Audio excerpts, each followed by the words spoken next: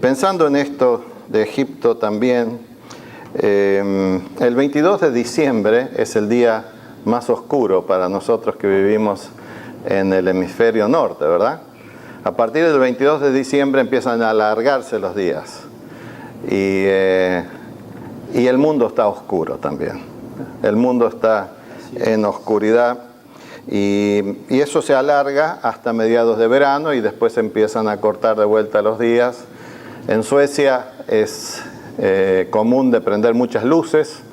Hablábamos con mi hermana Margot, está nevando, 3 de la tarde está oscuro, entonces en las ventanas de las casas, en todos lados se prenden tanto velas como luces y se ponen por todos lados para tener un poquito de iluminación. También hay gente que se deprime, eso afecta también con el tema del alcoholismo. Hay gente que se deprime, que toma para olvidar esa depresión. Hay tratamientos en esos países donde en hospitales hay habitaciones totalmente pintadas de blanco, piso blanco, todo blanco, asientos blancos, y le ponen una música suave y pueden sentarse ahí 1 hora o 2 a leer o hacer algo para iluminarlos. Dicen que eso ayuda en algunos casos porque la oscuridad no es linda y tienen esa luz especial con ciertos grados Kelvin que son como los que tiene el sol.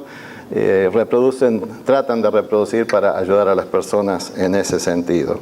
¿Alguno de ustedes ha entrado en un baño que tiene el aparatito ese sensor de luz, de movimiento, que cuando uno entra no se prende y uno anda manoteando para ver dónde está la llave de luz y no hay llave de luz? ¿Alguno ha entrado así en un baño? Sí. Sí, cada tanto. Peor, me quedó oscura sentado. Bueno, hay que empezar a hacer así, entonces se prende de vuelta la luz, porque es un sensor de movimiento el que hace que se prenda la luz, para ahorrar luz, para que nadie se olvide de apagar la luz. Uno puede llegar a quedarse en el umbral de la puerta y tratando de ver qué pasa, ¿no es cierto? Quizás pasa un alma caritativa y te dice, mire, entre, se prende sola. Y uno entra y, ¿verdad?, se prende sola. ¿Por qué? Porque ese sensor de movimiento hace que la luz se prenda. Hay también la gente que tiene eso con luces en el driveway, por ejemplo. Cuando hay un movimiento se prende, cuando uno llega a la casa se prende, ¿no? Para no dejar la luz siempre prendida. Y esto se parece a veces a ciertos momentos de nuestra vida. Todos tenemos momentos de oscuridad en nuestra vida, donde tenemos que enfrentar oscuridad. Enfrentar el mundo hoy en día es casi para todos nosotros enfrentar oscuridad. No que sea todo malo en el mundo, pero hay mucha oscuridad en el mundo.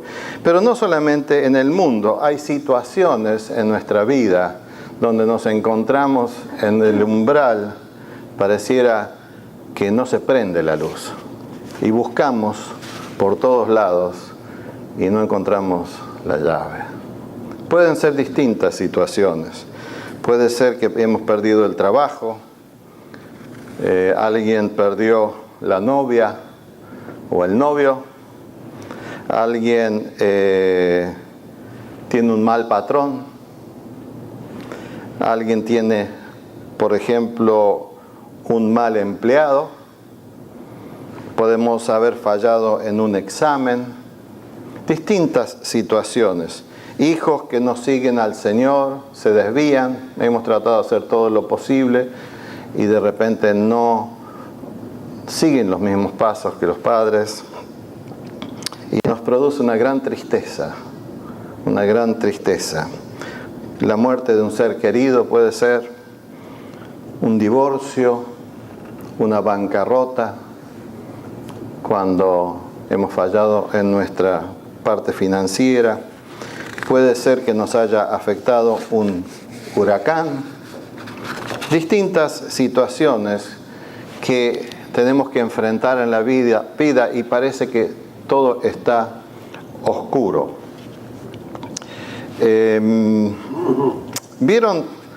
En los edificios de antes, por lo menos, había unos botoncitos que cuando uno llegaba a un piso había que apretarlo para que se prendiera la luz. Y si seguía bajando la escalera estaba oscuro. Y cuando llegaba al próximo piso había que apretar el botón para que se prendiera la luz.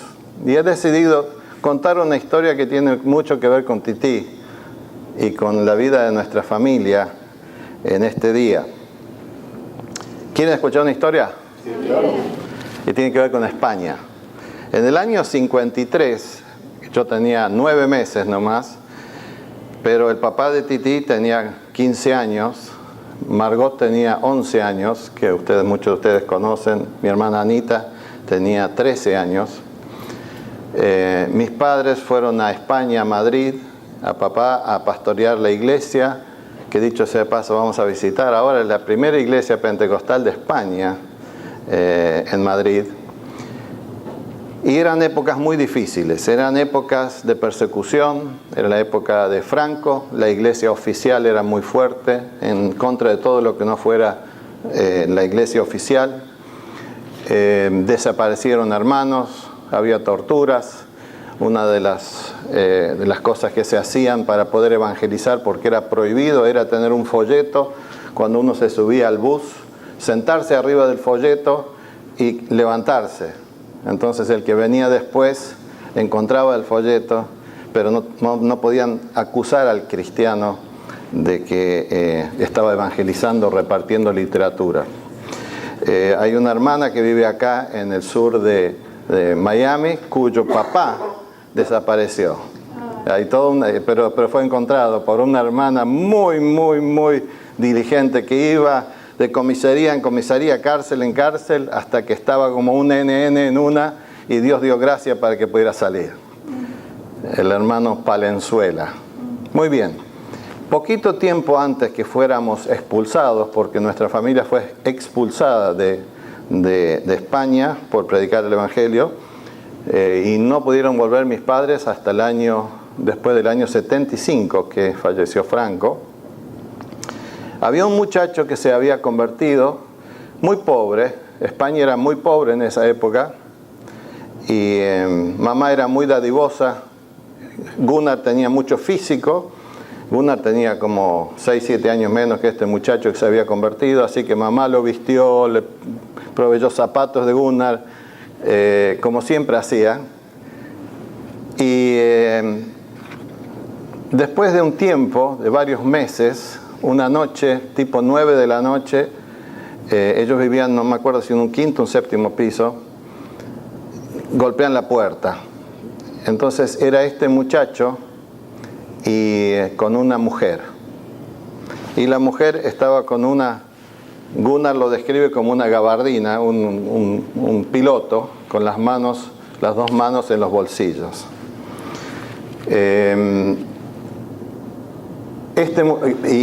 Pasan, y Gunnar estaba al lado de papá, por eso Gunnar escuchó lo que dijo el muchacho. Se ve que Dios le tocó el corazón. Entonces le dice a papá, por lo bajo, dice: esta mujer ha venido a matarlo.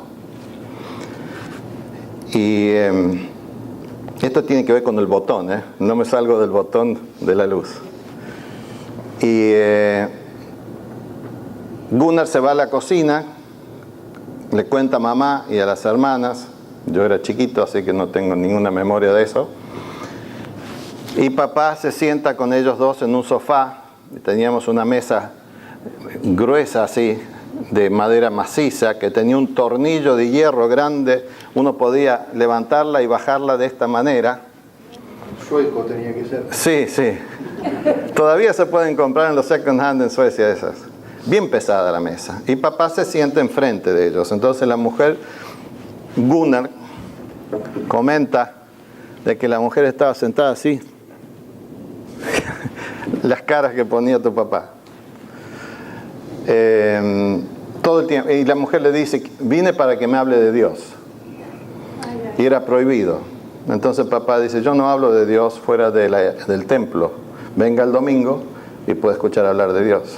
Porque tenía que cambiar de camino, a veces tomaba el subte, a veces tenía una motito, o sea, le habían aconsejado, fue un poquito tiempo antes de que fuéramos expulsados.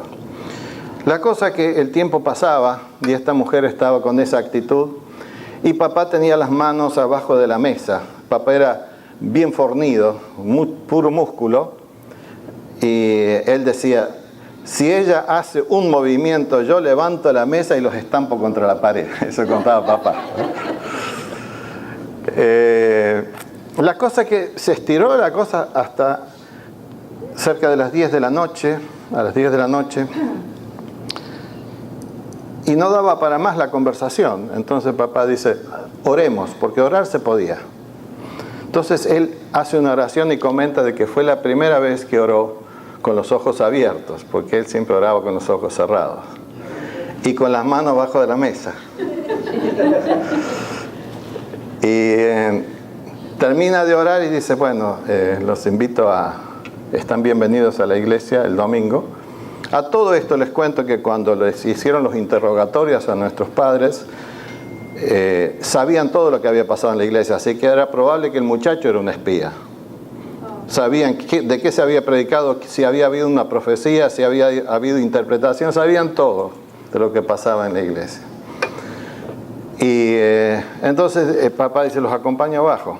A las 10 de la noche cortaban el ascensor.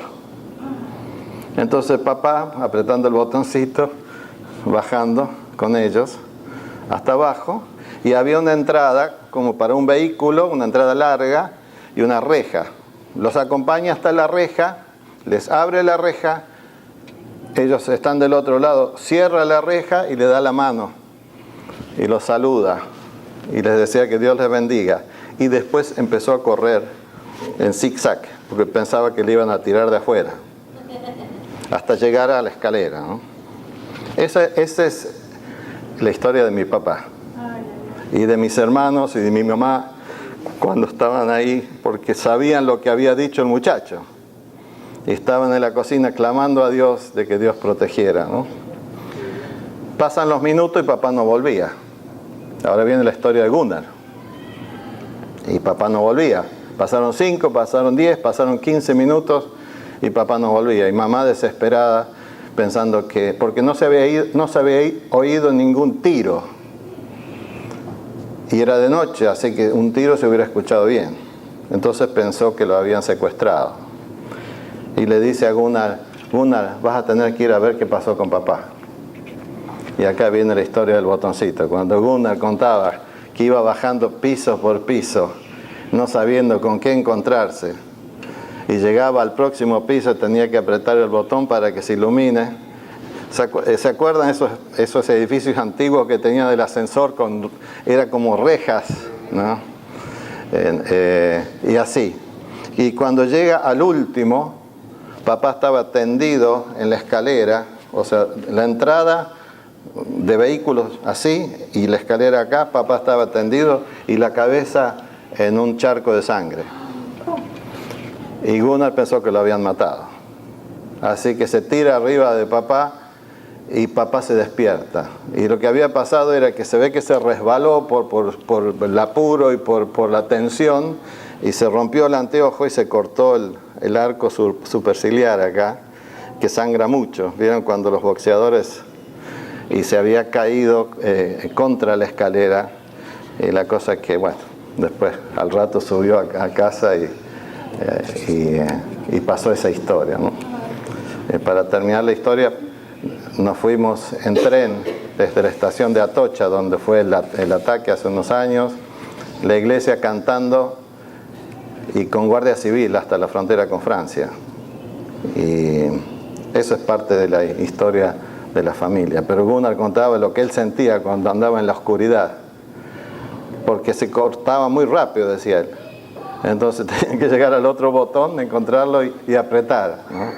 Y así puede pasar en nuestra vida, que tenemos que enfrentarnos con situaciones donde aparentemente no hay luz, donde aparentemente toda esa oscuridad y donde necesitamos ver la luz.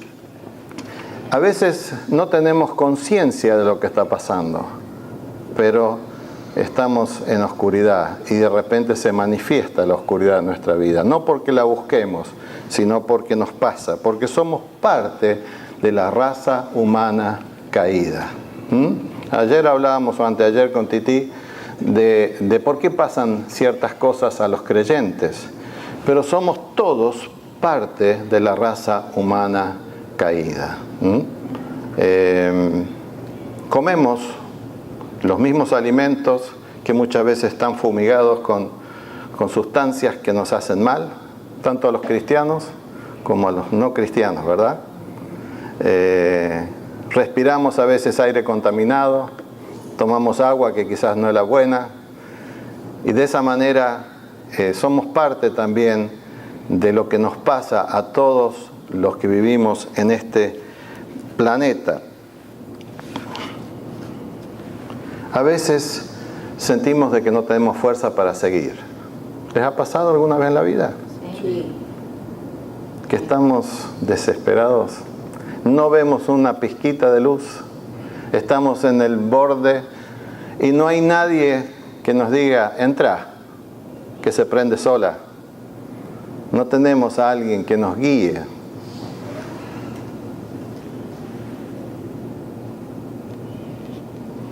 Solamente existe la escalera oscura. Solamente existe la escalera oscura. Pero tengo buenas noticias. Normalmente en las escaleras hay un pasamano, ¿verdad? Hay donde agarrarse. Y es una buena medida. Y el pasamanos para nosotros cristianos es Dios. Pero también puede ser un hermano nuestro que ha pasado por el mismo lugar, ha tenido la misma experiencia. Puede ser un libro. Me acuerdo, estaba sentado en un avión esperando salir para Panamá. Me habían hecho una biopsia en la espalda por una mancha y me llama el médico y me dice, lo tengo que ver urgente. Y le digo, ¿qué pasa, doctor? Lo que tiene usted es cáncer, me dice. Y yo, bueno, a veces son así siempre los doctores, Lito, acá. Lo que habrá querido que yo vaya rápido, porque era melanoma y era importante. Y le dije, bueno, mire, es martes, el viernes yo vuelvo de Panamá, el lunes lo veo.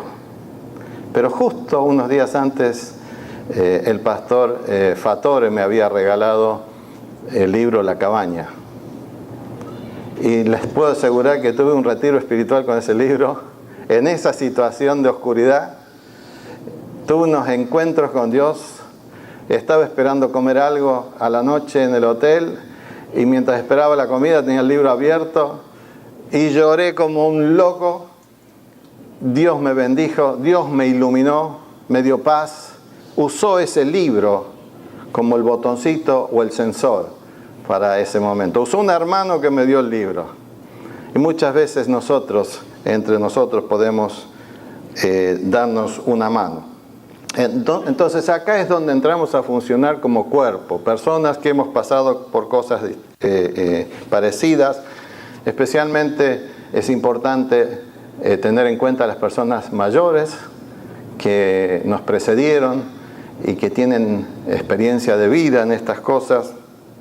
Y somos unos cuantos que somos expertos en algunas cosas difíciles que hemos pasado en la vida, que nos podemos dar una mano el uno al otro. Dios puede obrar majestuosamente, pero Dios muchas veces usa las herramientas humanas. Ahí es donde podemos ser pasamanos cada uno de nosotros, donde podemos permitir que hermanos se tomen de nosotros para poder pasar ese momento oscuro, donde podemos dar una palabra de ánimo, una esperanza, llamémosle vicaria, de reemplazo, o sea, de representar a Dios en ese momento para los que no tienen esperanza.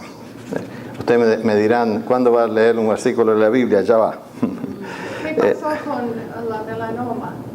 Me operaron del melanoma, por suerte, me sacaron bastante y estaba encapsulado. Me hicieron 30 puntos acá atrás.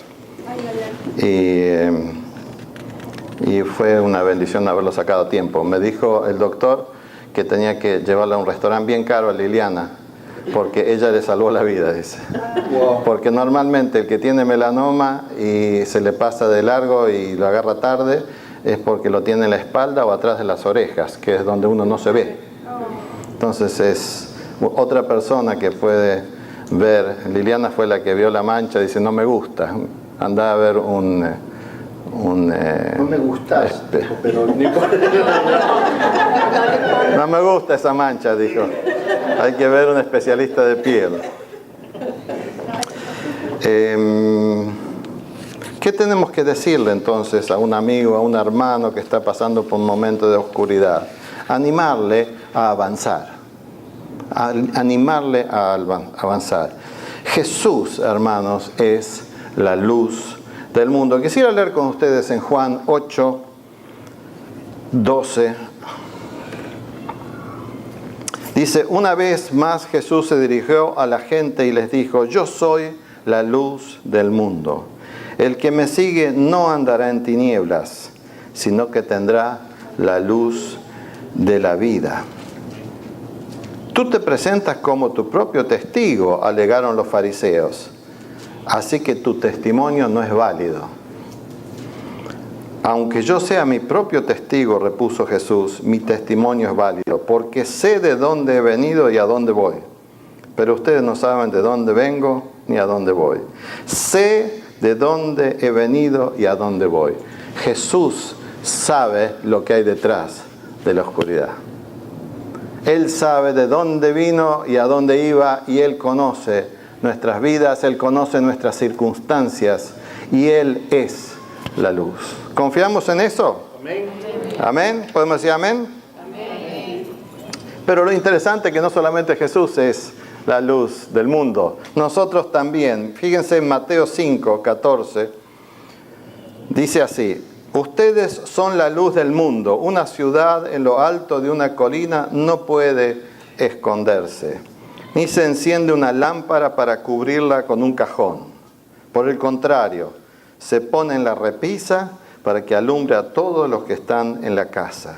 Hagan brillar su luz delante de todos, para que ellos puedan ver las buenas obras de ustedes y alaben al Padre que está en el cielo. Amén. Hermanos, no se dejen engañar de que ustedes no pueden, de que ustedes tienen fallas. Todos tenemos fallas. La iglesia no es un crucero, la iglesia es un hospital. Venimos porque somos necesitados. Entonces, no se dejen engañar a decir, no, yo no puedo ayudar a nadie, porque yo tengo este problema, yo tengo esta falla, yo estoy luchando con eso. Todos luchamos con algo, pero todos podemos hacer algo por el prójimo. No todos pueden ayudar a todos, pero todos podemos ayudar a alguien. Nadie puede ayudar a todos, pero todos podemos ayudar a alguien. ¿Le gusta esa frase? Amén. Y todos ustedes pueden ser pasamanos en tiempos de oscuridad para un hermano, un amigo que está pasando por un momento difícil. Entonces, aunque nosotros mismos estemos pasando por una situación difícil, podemos ser pasamanos para otras personas. Quiero desearles feliz año nuevo y que sea un año de luz para todos.